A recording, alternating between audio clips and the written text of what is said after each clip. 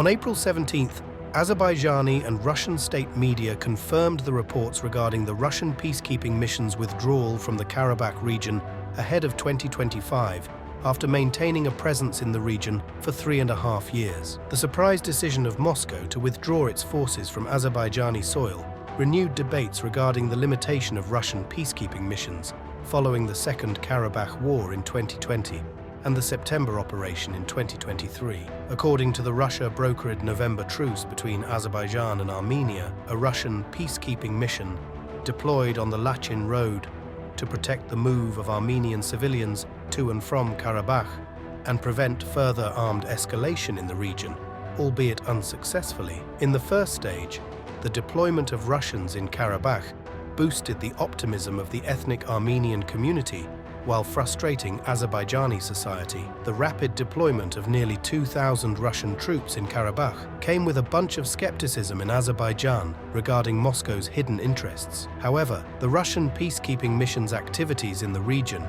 triggered criticism on both sides that reached the peak point in September 2023, when Azerbaijan regained full control over the Karabakh region and dismissed the de facto separatist regime. Following the military victory, Armenian population voluntarily left the region, while the former leaders of the separatist regime were detained. Prior to the September operation, Azerbaijan took a very cautious stance on the Russian mission, criticizing it for not disarming the Armenian armed groups and turning a blind eye to occasional fire exchanges, resulting in several human casualties. Nevertheless, Azerbaijan did not seem in a rush to pull the Russian troops out of its soil, thus generating debates at home and abroad about whether Russia will leave the region by 2025 or extend the mission's term. In addition, Azerbaijani officials and state media regularly emphasized the fact that Russian troops will leave Karabakh by 2025, as after September 2023,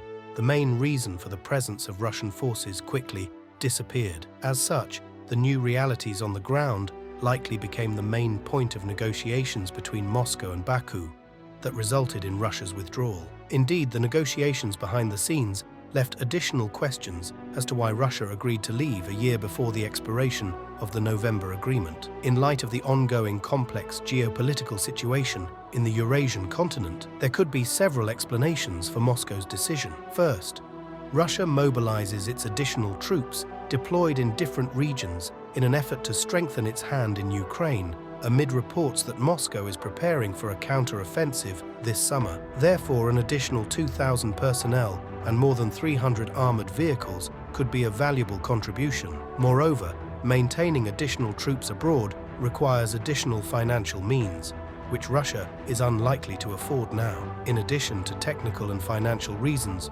Russia may need additional personnel for its overseas ambitions. Recently, Russia established a strong footprint, placing the continent at the crux of the growing geopolitical contest between the United States and Russia. On the economic side, Russia's interest in the continent's vast resources will have repercussions for important supply chains. Recently, Russia established a military presence in Burkina Faso upon the request of the local government to train its military staff. The move came shortly after the Burkina Faso government expelled the French military. In addition to Burkina Faso, Niger, another African country in the Sahel, invited Russian troops on April 12th to train the local military. The arrival of Russian forces makes it complicated for the US forces, along with diplomatic and civilian personnel, to remain in the country and throws into doubt the future of joint Niger-US counterinsurgency operations. In this context, the Russian troops leaving Karabakh may end up in Africa to support Russia's presence in a more volatile region, thus becoming more functional in combat zones. Notwithstanding, Russia may leave its sappers in Karabakh to support the ongoing demining process, as Azerbaijan needs additional support to neutralize the explosives from the region fully.